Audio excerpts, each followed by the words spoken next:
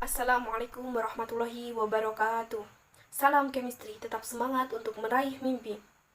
Bagaimana kabarnya adik-adik? Semoga kita selalu dalam lindungan Allah Subhanahu wa Ta'ala dan dalam keadaan sehat walafiat dimanapun kita berada.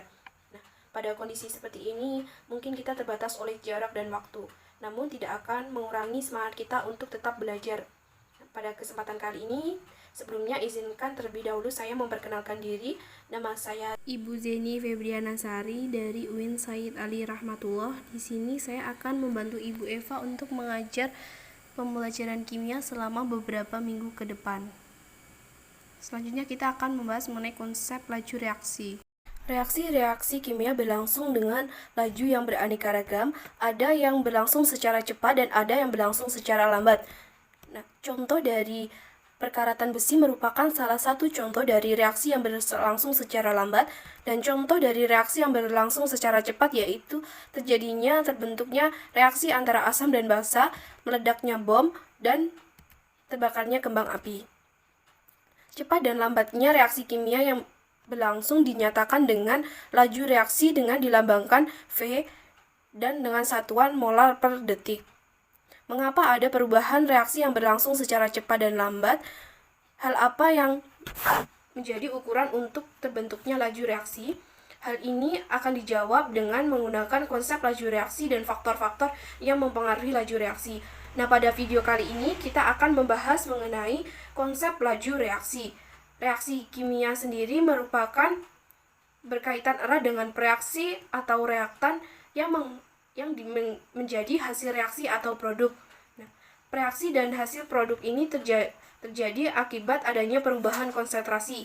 Hal tersebut dapat kita gambarkan melalui grafik di mana pada awal reaksi reaktan dalam keadaan maksimum dan pada produk berada pada kondisi minimum. Nah, setelah terjadinya reaksi, maka produk akan mengalami kenaikan atau bertambah sehingga produk akan semakin banyak terbentuk, konsentrasi produk semakin banyak terbentuk, dan pada reaktan akan mengalami penurunan konsentrasi sehingga konsentrasi akan berkurang. Sehingga laju reaksi dapat kita simpulkan bahwa laju reaksi merupakan berkurangnya jumlah konsentrasi reaksi per satuan waktu atau bertambahnya jumlah konsentrasi hasil reaksi per satuan waktu. Nah, dapat kita contohkan sebagai berikut salah satu contoh dari laju reaksi di mana ada reaksi N2 ditambah dengan 3H2 menghasilkan 2NH3, di mana NH2 dan 3H2 merupakan reaktan dan NH3 sebagai produk. Tadi kita bahas bahwa laju reaksi adalah berkurangnya konsentrasi suatu reaktan dan bertambahnya konsentrasi suatu produk.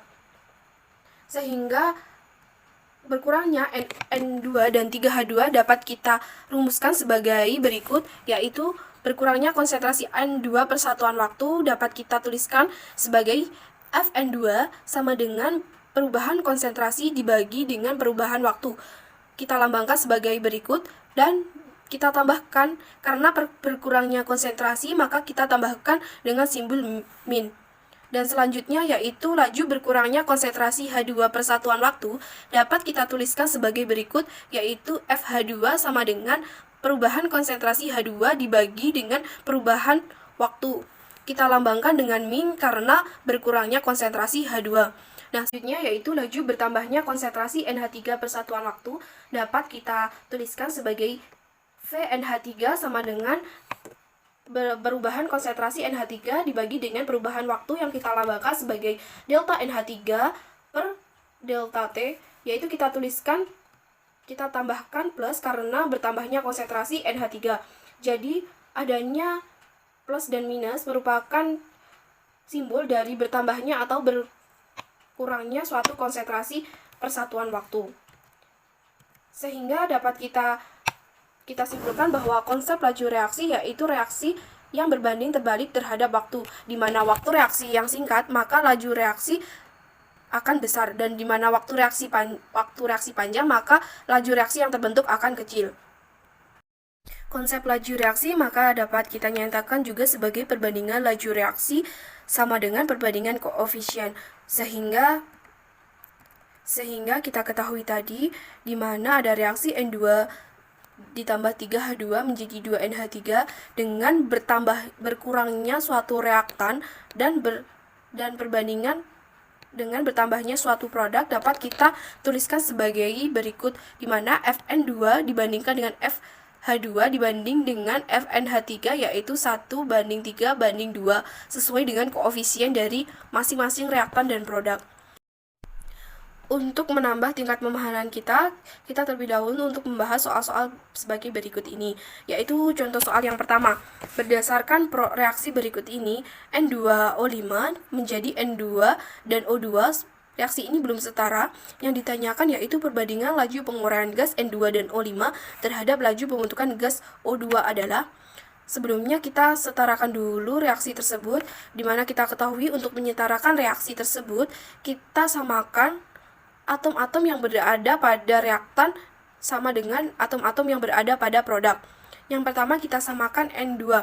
Pada reaktan terbentuk N2 sebanyak 2, maka kita jadikan N2 di produk ditambahkan dengan koefisien 2. Nah, selanjutnya pada atom O, pada reaktan terdapat sebanyak 5, maka kita samakan yaitu dengan cara menambahkan setengah pada O2. Untuk menjadikan bilangan utuh, maka kita kalikan 2, yaitu sehingga kita peroleh reaksi 2N2O5 menjadi 4NO2 ditambah dengan O2. Nah, tadi kita ketahui bahwa laju reaksi yaitu sama dengan perbandingan koefisiennya, sehingga perbandingan laju penguraian gas NO2O5 terhadap laju pembentukan gas O2 dapat kita ketahui yaitu dengan cara menentukan berdasarkan koefisien reaksi tersebut. Pada laju reaksi N2O5 kita ketahui koefisiennya yaitu 2, dan pada koefisien O2 yaitu 1, sehingga laju perbandingannya yaitu 2 dibanding dengan 1. Maka pilihan jawaban opsi yang benar yaitu D. Selanjutnya contoh soal yang kedua yaitu berdasarkan reaksi berikut 2N2O5 berubah menjadi 4NO2 ditambah O2, diketahui bahwa N2O5 berkurang dari 2 molar menjadi 0,5 molar dalam waktu 10 detik. Tentukanlah laju berkurangnya N2O5, laju bertambahnya NO2, dan laju bertambahnya O2. Terlebih dahulu kita menentukan laju berkurangnya N2O5. Laju berkurangnya NO2 seperti kita ketahui dengan kita tuliskan sebagai berikut ini.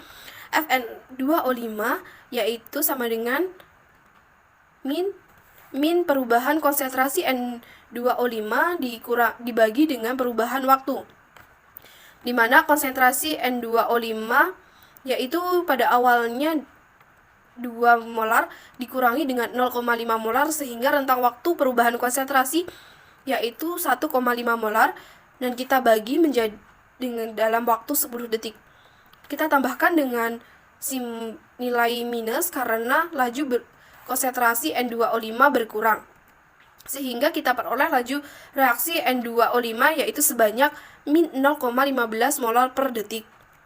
Nah, selanjutnya kita akan menentukan laju bertambahnya NO2, di mana kita ketahui bahwa laju reaksi sama dengan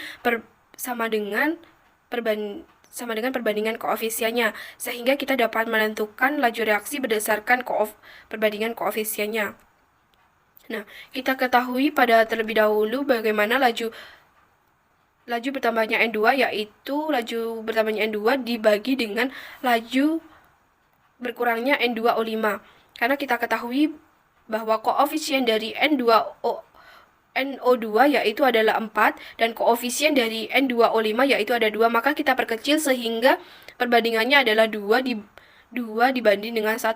Kita tambahkan nilai positif ini karena laju NO2 mengalami pertambahan konsentrasi, sehingga kita ketahui laju reaksi NO2 yaitu positif 2 dikali laju reaksi N2O5. Kita ketahui laju reaksi N2O5 yaitu 0,15, maka kita ketahui laju reaksi dari NO2 yaitu adalah 0,3 molar per detik. Dan selanjutnya yaitu adalah laju bertambahnya O2, di mana kita ketahui tadi yaitu laju reaksi dari N2O5 adalah 0,15, maka kita menggunakan perbandingannya yaitu dengan koefisien O2 yaitu 1 dan koefisien N2O5 adalah 2, maka laju reaksi NO2 yaitu sama dengan plus setengah dikali laju reaksi N2O5, sehingga kita peroleh laju reaksi N2 sama dengan plus 0,075 molar per detik. Ini merupakan kesimpulan dari laju reaksi. Sekian, terima kasih sudah menonton video pembelajaran kali ini. Wassalamualaikum warahmatullahi wabarakatuh.